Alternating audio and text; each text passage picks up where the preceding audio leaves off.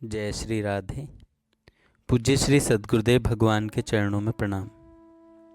आज पूज्य श्री स्वामी राम सुखदास जी महाराज कहते हैं, नाम में अनंत शक्ति है।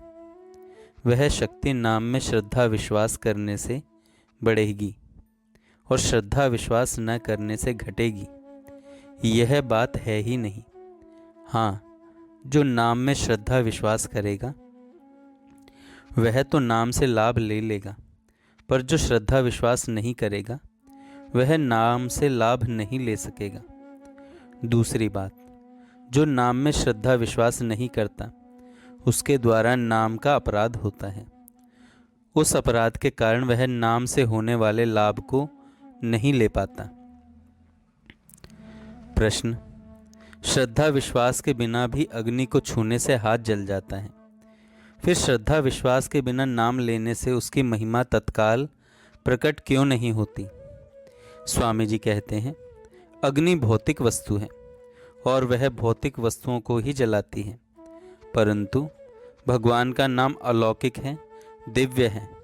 नाम जप करने वाले का नाम में ज्यों-ज्यों भाव बढ़ता है त्यों-त्यों उसके सामने नाम की महिमा प्रकट होने लगती है, उसको नाम महिमा की अनुभूति होने लगती है।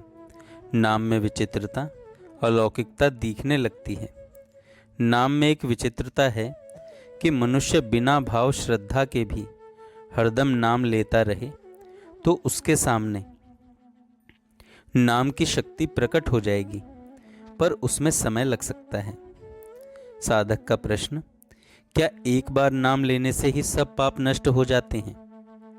स्वामी जी ने कहा, हाँ, आर्त भाव से लिए हुए एक नाम से ही सब पाप नष्ट हो जाते हैं।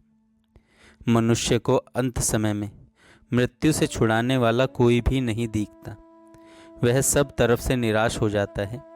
उस समय आर्त भाव से उसके मुख से एक नाम भी निकलता है तो वह एक ही नाम उसके संपूर्ण पापों को नष्ट कर देता है। जैसे गजेंद्र को ग्राह खींचकर जल में ले जा रहा था, गजेंद्र ने देखा कि अब मुझे कोई छुड़ाने वाला नहीं है, अब तो मौत आ गई है, तो उसने आर्त भाव से एक ही बार नाम लिया। नाम लेते ही भगवान आ गए और उन्होंने ग्राह को मारकर गजेंद्र को छुड़ा लिया। जिसका भगवान के नाम में अटूट विश्वास है, अनन्य भाव है, उसका एक ही नाम से कल्याण हो जाता है। अगला प्रश्न साधक का, जब एक ही नाम से सब पाप नष्ट हो जाते हैं तो फिर बार बार नाम लेने की क्या आवश्यकता है? उत्तर में स्वामी जी कहते हैं, बार बार नाम लेने से ही वह एक आर्त भाव वाला नाम निकलता है।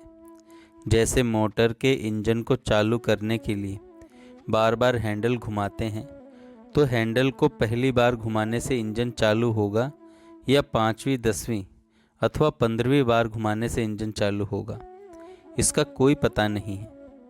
परंतु हैंडल को बार बार घुमाते रहने से किसी न किसी घुमाव में इंजन चालू हो जाता है। ऐसे ही बार बार भगवान का नाम लेते रहने से कभी न कभी वह आर्त भाव वाला एक नाम आ ही जाता है। अतः बार बार नाम लेना बहुत ज़रूरी है। साधक का प्रश्न, जो मनुष्य नाम जप तो करता है पर उसके द्वारा निषिद्ध कर्म भी होते हैं, उसका उद्धार होगा या नहीं?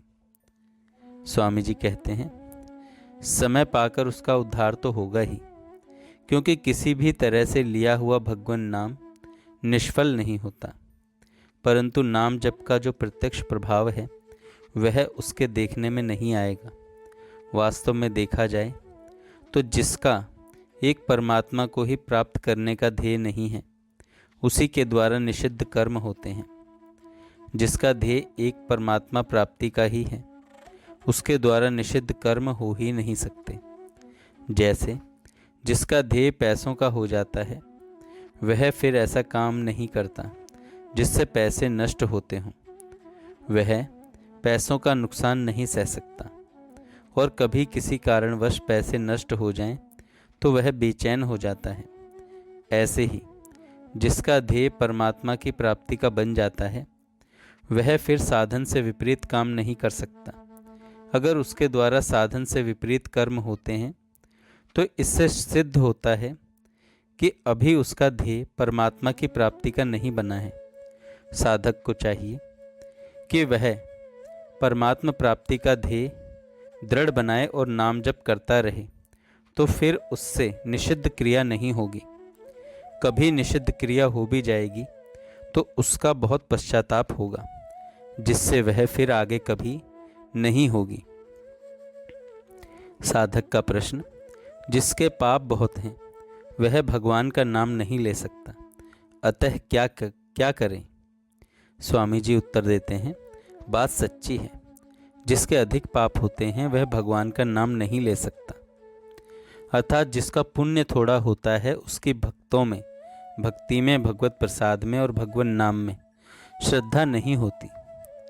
जैसे पित्त का जोर होने पर रोगी को मिश्री कड़वी लगती है, परंतु यदि वह मिश्री का सेवन करता रहे तो पित्त शांत हो जाता है और मिश्री मीठी लगने लग जाती है।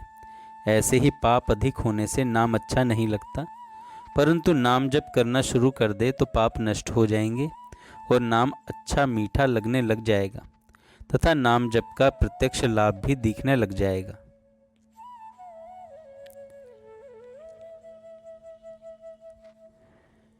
जो भाग्य में लिखा है वह फल होता है, नया कर्म नहीं। साधक ने प्रश्न किया, जिसके भाग्य में नाम लेना लिखा है वह तो नाम ले सकता है, उसके मुख से नाम निकल सकता है, परंतु जिसके भाग्य में नाम लेना लिखा ही नहीं है वह कैसे नाम ले सकता है? स्वामी जी उत्तर देते हैं, एक होना होता है और एक करना होता है। भाग्य अर्थात पुराने कर्मों का फल होना, और नए कर्म किए जाते हैं, होते नहीं। जैसे व्यापार करते हैं और नफ़ा नुकसान होता है, खेती करते हैं, लाभ हानि होती है, मंत्र का सकाम भाव से जप अनुष्ठान करते हैं और उसका निरोगता आदि फल होता है। बद्री नारायण जाते हैं, यह करना हुआ, और चलते चलते बद्री नारायण पहुँच जाते हैं, यह होना हुआ। दवा लेते हैं, यह करना हुआ, और शरीर स्वस्थ या अस्वस्थ होता है, यह होना हुआ। हानि लाभ, जीना मरना, यश अपयश, ये सब होने वाले हैं, क्योंकि ये पूर्व जन्म के किए हुए कर्मों का फल है। परंतु नाम जप करना नया काम है। नाम जप करना नया काम है, यह करने का है, होने का नहीं। इसको करने में सब स्वतंत्र हैं। हाँ, इसमें इतनी बात होती है कि अगर किसी ने पहले नाम जप किया हुआ है तो नाम जप की महिमा सुनते ही उसकी नाम जप में रुचि हो जाएगी और वह सुगमता से होने लग जाएगा। परंतु पहले जिसका नाम जप किया हुआ नहीं है वह अगर नाम की महिमा सुने तो उसकी नाम जप में जल्दी रुचि नहीं होगी। अगर नाम जप की महिमा कहने वाला अनुभवी हो तो सुनने वाले की भी नाम में रुचि हो जाएगी और उस अनुभवी के संग में रहने से उसके लिए नाम जप करना सुगम हो जाएगा। नाम जप करना सुगम हो जाएगा। जो भाग्य में लिखा है वह फल होता है, नया कर्म नहीं। नाम जप करना शुरू कर दे तो वह होने लग जाएगा, क्योंकि नाम जप करना नया कर्म, नई उपासना है। अतः हमारे भाग्य में नाम जप करना, सत्संग करना, शुभ कर्म करना लिखा हुआ नहीं है। ऐसा कहना बिल्कुल बहानेबाजी है। नाम जप सत्संग आदि हमारे भाग्य में नहीं है, ऐसा भाव रखना कुसंग है, जो नाम जप आदि करने के भाव का नाश करने वाला है। जय श्री राधे। जय श्री राधे। पूज्य श्री सद्गुरुदेव भगवान के चरणों में प्रणाम।